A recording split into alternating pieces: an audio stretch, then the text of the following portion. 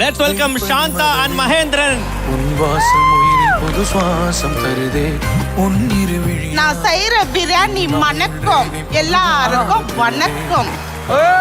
பங்களா பிரியாணி இதோட கதை சொல்லுங்கம்மா எனக்கு. 30 வருஷத்துக்கு முன்ன நான் ஒரு பங்களால வேலை செஞ்சிருந்தேன். ஒரு நாள் விட்டு ஒரு நாள் பிரியாணி சமைக்குவாங்க. எனக்கு அடி சாப்பாடு தான் கொடுக்குவாங்க. அந்த தீஞ்ச சாப்பாடு எடுத்துன்னு வந்து கொடுக்கும்போது ஏன்னா எப்ப பாரு இதே எடுத்துன்னு வர, உன்னால இது செய்ய முடியாதான்னு கேட்டாரு.